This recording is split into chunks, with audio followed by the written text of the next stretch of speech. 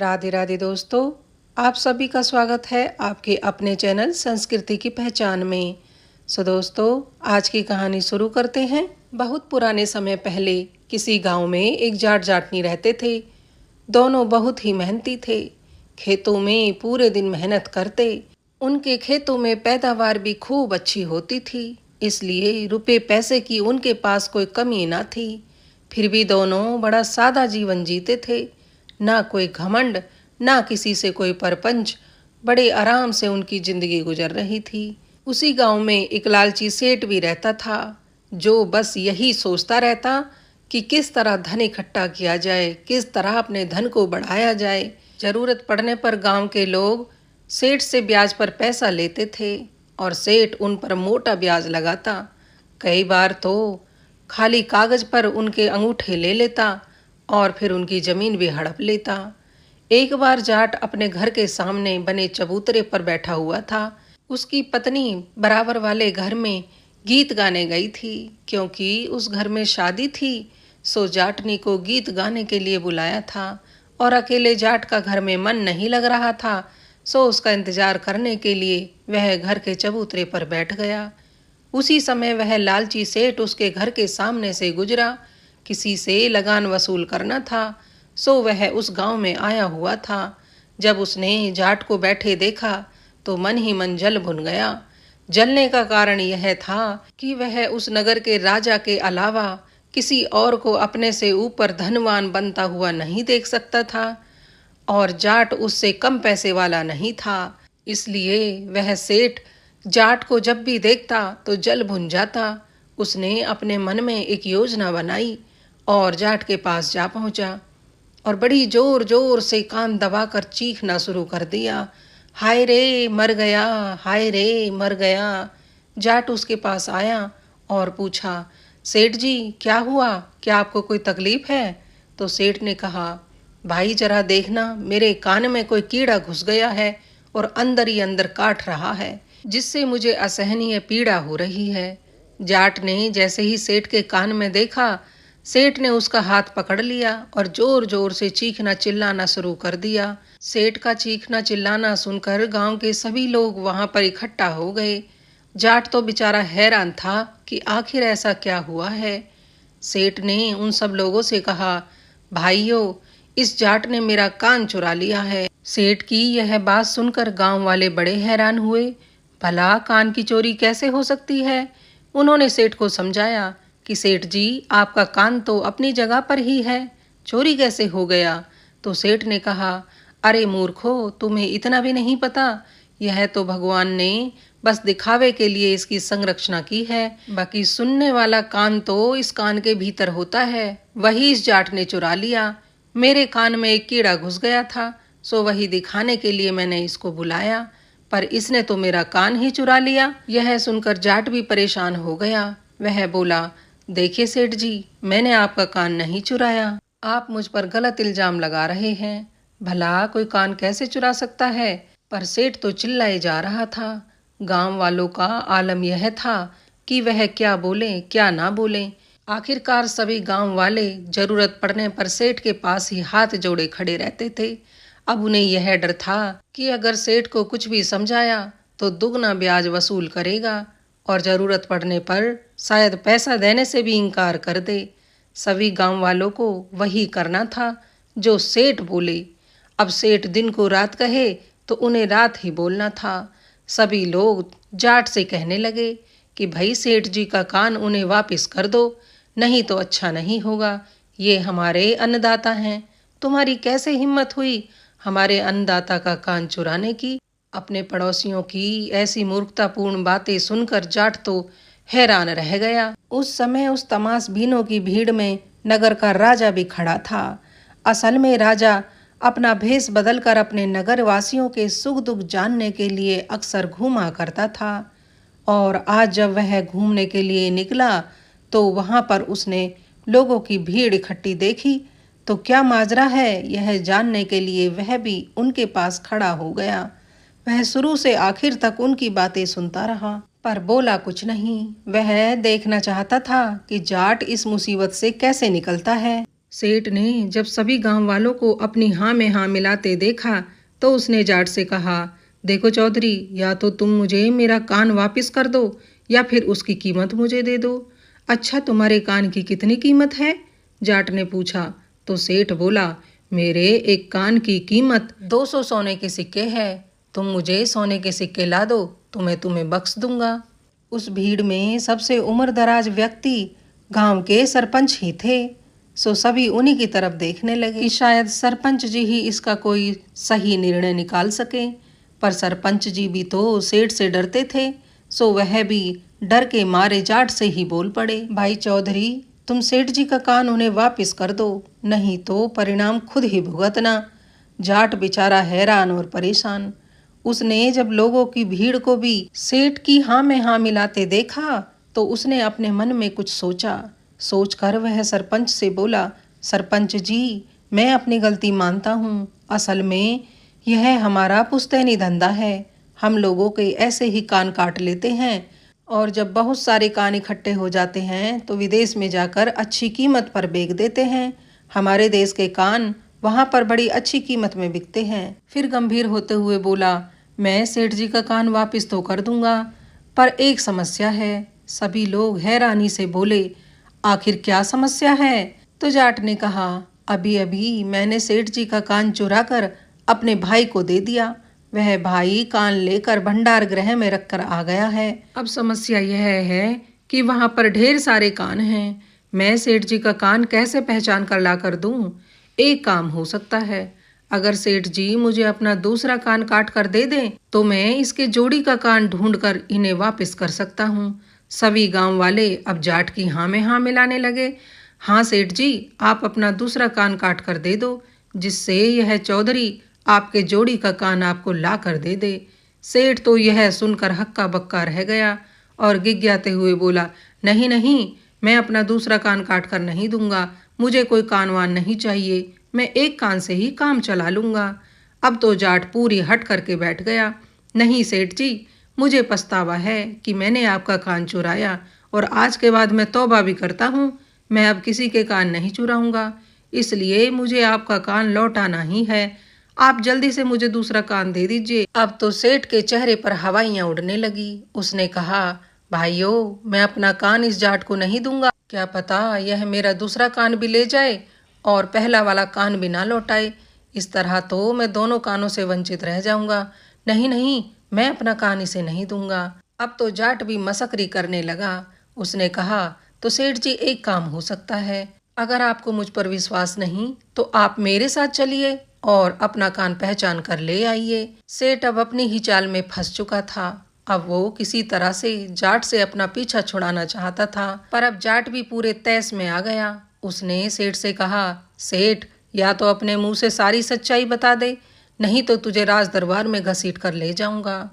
अब सेठ ने हाथ जोड़ते हुए कहा, भाइयों, मुझे नहीं पता था कि जाट से पंगा लेना मुझे इतना भारी पड़ेगा। मैं तो बस इसे मजा चखाना चाहता था, क्योंकि मैं इससे चिढ़ता था कि इसके पास मुझसे ज़्यादा धन दौलत है। बस यही कारण था जो मैंने इस पर चोरी का झूठा इल्जाम लगाया। अब मैं प्रण लेता हूँ कि मैं कभी किसी के साथ ऐसा नहीं करूँगा। और इतना कहकर सेठ वहां से रफू चक्कर हो गया। राजा सूरजभान जाट की चतुराई से बड़े प्रभावित हुए। उसके बाद राजा अपने महल लौट गए। महल में लौटने के बाद उन्होंने अपने मन में विचार किया कि क्यों ना इस जाट की एक बार फिर से परीक्षा ली जाए। यही सोचकर उन्होंने अगले दिन उसे दरबार में बुलावा भेजा। राजा का आदेश पाकर सैनिक जाट को लेकर दरबार में उपस्थित हुआ। राजा ने दरबार में जाट का स्वागत किया और उससे बोले, चौधरी, कल हमने सारी घटना अपनी आंखों से देखी।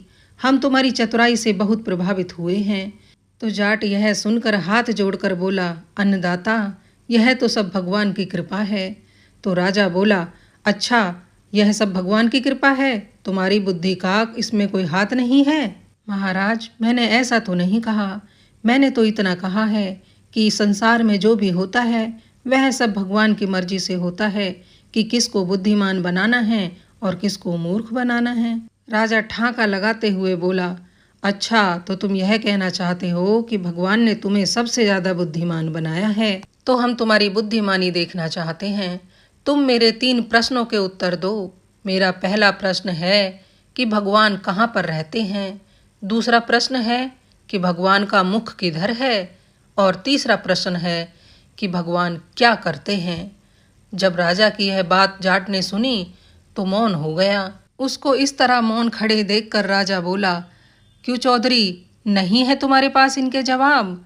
तो जाट बोला, महाराज जवाब तो हैं, पर मुझे 2-3 दिन की मोहलत चाहिए। राजा ने कहा, ठीक है, 3 दिन का समय तुम्हें दिया। 3 दिन में अगर तुमने सही उत्तर नहीं दिया तो तुम्हें आजीवन कारावास में डाल दिया जाएगा। राजा की यह बात सुनकर जाट कुछ परेशान सा हो गया और 3 दिन का समय लेकर अपने घर की तरफ चल दिया। घर आकर बुझे मन से एक चरपाई पर बैठ गया। जाटनी ने जब जाट को परेशान देखा तो उसके पास आकर पूछ ही लिया, ए जी क्या हुआ? इतने परेशान तो आप कभी नहीं रहे। आज क्या कारण है जो मुखमंडल पर इतनी उदासी छाई हुई है? जाट ने जाटनी की तरफ देखते हुए कहा, अरे भाग्यवान, यह समय मस्ती मखौल का नहीं है, मेरी जान पर बन रही है।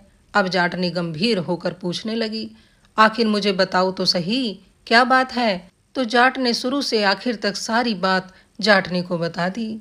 जाटनी कुछ देर सोचते हुए बोली, अच्छा इतनी सी बात, ये भी कोई परेशान होने वाली बात है? इसके उत्तर तो मैं तुम्हें दे सकती हूँ।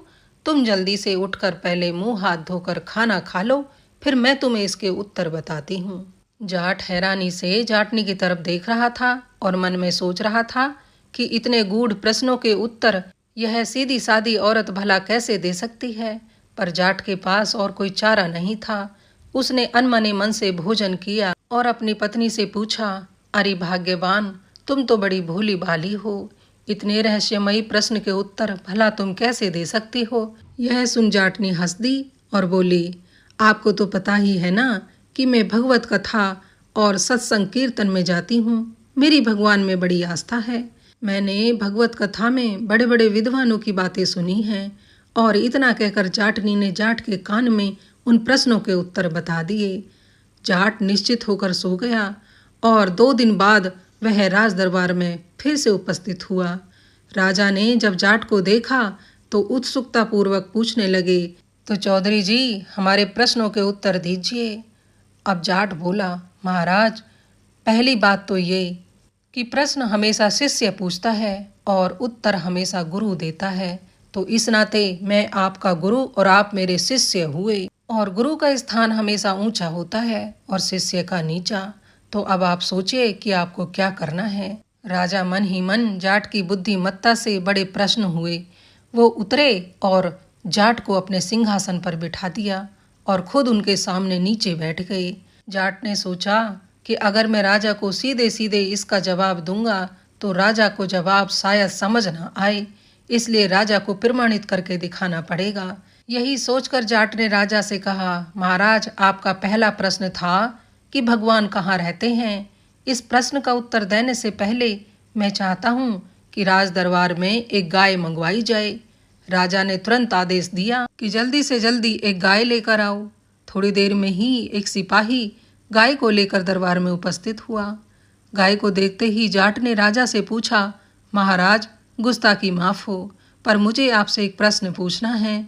इस गाय के समस्त शरीर में दूध कहाँ पर स्थित है?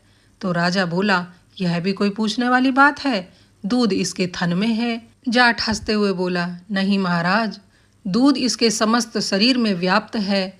थन तो एकमात्र साधन है दूध को बाहर निकालने का। जब हम गाय को दुहते हैं तभी दूध बाहर आता है, नहीं तो थन में दूध नहीं होता। गाय के समस्त शरीर में दूध होता है जो कि हमें दिखाई नहीं देता और हम समझते हैं कि दूध थन में है। उसी तरह ईश्वर पूरे संसार में व्याप्त है जो कि हमें दिखाई नहीं देता। जिस प्रकार हम दूध के लिए गाय को दोहते हैं और दूध प्राप्त करते हैं, उसी तरह हम भगवान की भक्ति करके भगवान को प्राप्त करते हैं, यानी कि हम भगवान की कृपा प्राप्त करते हैं। तो महाराज यह था आपके पहले प्रश्न का उत्तर। बताइए आप इससे संतुष्ट हैं कि नहीं? राजा वाह वाह कर उठे और बोले, सच में तुमने बहुत ही अद्भुत उत्तर दिया है। अब दूसरे प्रश्न का उत्तर दो। राजा की बात सुनकर जाट बोला, महाराज आपका दूसरा प्रश्न था कि भगवान का मुख किस दिशा में होता है। इसका उत्तर देने से पहले मुझे एक मोमबत्ती चाहिए। तुरंत ही एक मोमबत्ती मंगाई गई। जाट ने उस मोमबत्ती को जलाया और राजा से पूछा, महाराज अब मुझे आप यह बताइए कि इसका मुख किस तरफ है और इस मोमबत्ती की रोशनी किस दिशा में पड़ रही है। राजा ने मोमबत्ती को ध्यान से देखा और बोले, इसका मुख ऊपर की तरफ है और इसका उजाला चारों दिशाओं में फैला हुआ है। भला ये कैसे पता चल सकता है कि इसका उजाला किस दिशा में है। जाट हंसते हुए बोला, तो महाराज उसी तरह भगवान का मुख भी कोई एक दिशा में नहीं है, वह अंतर्यामी है, कण कण में बसे हुए हैं। उनका मुख चारों दिशाओं में है और हम लोग ऊपर मुख करके देखते हैं कि भगवान का मुख ऊपर है, जिस तरह मोमबत्ती का मुख ऊपर है। अब आपके प्रश्न का उत्तर आपको मिल गया होगा महाराज। राजा ने तालियां बजाते हुए कहा, चौधरी वाकई तुमने बहुत ही अद्भुत उत्तर दिया है मेरे प्रश्न का। मैं तुम्हारे प्रमाण से पूरी तरह सहमत हूँ। अब जाट बोला, आपका तीसरा और आखिरी प्रश्न था कि भगवान क्या करते हैं। तो महाराज इसका उत्तर देने से पहले मैं आपसे एक प्रश्न करना चाहता हूँ कि पूरे दिन आप इस सिंहासन पर बैठे बैठे क्या करते हैं। राजा ने जब यह बात सुनी तो क्रोधित होते हुए बोले, तुमने ऐसे कैसे कह दिया कि मैं क्या करता हूँ। तुम्हें पता नहीं है सारे राज्य की जिम्मेवारी मेरे ही कांधों पर है। पूरी रात मैं सोता नहीं हूँ। भेष बदलकर नगर में लोगों के दुख सुख का पता लगाता रहता हूँ। भेष बदलकर नगर में घूम रहा था तभी तो मैंने तुम्हारी बुद्धिमानी देखी थी। क्या तुम भूल गए? पूरे राज्य की व्यवस्था और राज्य दरबार को व्यवस्थित रखना। राज्य में पानी की कमी तो नहीं हो रही, कोई भूखा तो नहीं है। पूरे राज दरबार और पूरे राज्य की बागडोर मेरे ही तो हाथ में है। सब कुछ मुझे ही तो करना होता है। राजा को इस तरह क्रोधित देखकर जाट हाथ जोड़कर बोला, महाराज मेरे कहने का मतलब वो नहीं था जो आपने समझ लिया। मैं तो सिर्फ आपको यह समझाना चाहता हूँ कि जैसे आप इस नगर के राजा हैं, इस राज्य को संभालते हैं, सबकी जरूरतों का ध्यान रखते हैं, सबकी बागडोर आपके हाथ में है, उसी तरह इस पूरे जगत का राजा वो ईश्वर है। पूरे संसार की बागडोर उसी के हाथ में है। सुबह को इंसान भूखा तो उठता है पर रात को भूखा सोता नहीं है। उस ईश्वर को हम परमपिता परमेश्वर कहते हैं। वही सबके पालनहार हैं। जो एक राजा एक राज्य के लिए करता है वो परमपिता परमेश्वर पूरे संसार के लिए करता है। तो महाराज ये था मेरे आपके तीसरे प्रश्न का उत्तर। उम्मीद करता हूँ कि आपको मेरे सभी उत्तर पसंद आए होंगे। राजा के चेहरे पर प्रसन्नता साफ झलक रही थी। उन्होंने तालियां बजाई और कहा, अद्भुत अद्भुत चौधरी, तुम्हारे सभी जवाब बहुत अद्भुत थे। सारा राज दरबार तालियों से गुंजेमान हो गया। राजा ने खुश होकर जाट को 1 लाख सोने की स्वर्ण मुद्राएं दी और अपने राज्य में एक उचित सलाहकार के रूप में नियुक्त कर दिया। अब तो जाट जाटनी राजमहल में अपना जीवन सुखपूर्वक बिताने लगे। तो दोस्तों आज की कहानी हमारी यहीं पर समाप्त होती है। कहानी कैसी लगी कृपया कमेंट करके हमें ज़रूर बताएं। कहानी अगर आपको थोड़ी सी भी पसंद आई हो तो एक लाइक कर दें। चैनल पर पहली बार आए हैं तो चैनल को सब्सक्राइब कर लें। तो दोस्तों ऐसी एक मज़ेदार कहानी के साथ मैं सीमा यदुवंशी आप सबके सामने फिर हाजिर होंगी। राधे राधे।